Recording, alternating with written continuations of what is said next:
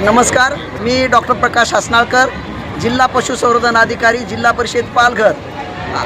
आज आपण या खैरेपाडा ग्रामपंचायतच्या हद्दीमध्ये या सर्व 100-150 विद्यार्थ्यांच्या समोर आणि इथले मान्यवर सरपंच, उपसरपंच आणि सर्व मान्यवर उपस्थित आहेत। त्यांच्या समक्ष हा कार्यक्रम म्हणजे आपल्याला आपल्या गावामध्ये निर्बीजीकरणाचा म्हणजे कुत्र्यांच्या निर्बीजीकरणाचा आणि लसीकरणाचा कार्यक्रम घ्यायचा आहे।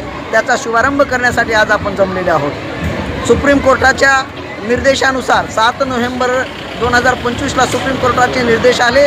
त्यानुसार महाराष्ट्र शासनाने नगरविकास खाते आणि ग्रामविकास खात्यांना निर्देश दिले आहेत। ते निर्देश पण आम्हाला प्राप्त झालेले आहेत। त्या निर्देशानुसार हे कारवाई करणे अपेक्षित आहे।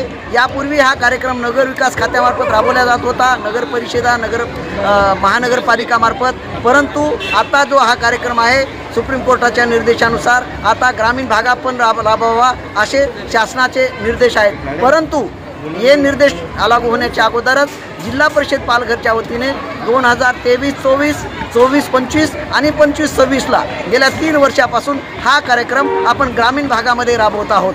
आणि या कार्यक्रम राबवल्यामुळे ह्या कार्यक्रमाचा उद्देशच आहे की या भटक्या कुत्र्यांच्या संख्येवर नियंत्रण आणणे आणि मानव आणि प्राण्यामधला संघर्ष टाळणे आणि मानवाला त्याच्यापासून सुरक्षित करणे हा उद्देश आहे।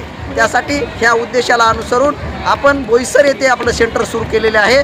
त्याच सेंटरवरून आपल्या खैरापाडा गावामधले सुद्धा भटके श्वान पकडून नेऊन त्यांना त्या ठिकाणी नेऊन त्यांचं ऑपरेशन करून म्हणजे निर्बीजीकरण करून त्याला अँटी रॅबीजची लस देऊन त्यांना पुन्हा त्यांच्या मूळ आदिवासामध्ये आपण सोडणार आहोत।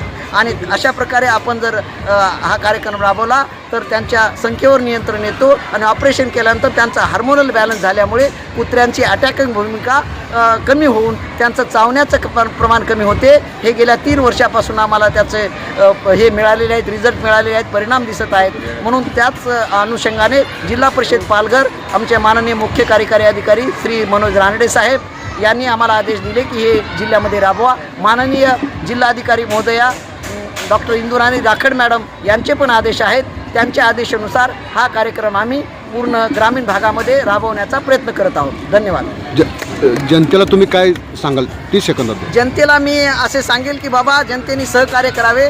आपण कुठलेही बाहेरचे श्वान आपल्या गावामध्ये आणल्या जाणार नाहीत, आपल्या गावातले दुसऱ्या गावामध्ये आपण सोडणार नाही। जिथून ते श्वान पकडल्या जातील त्यांना निर्बीजीकरण करून लसीकरण करून त्यांच्या मूळ आदिवासामध्ये सोडणार आहोत। याच्यासाठी कुठलेही अफवा पसरून सहकार्य करावे एवढीच विनंती।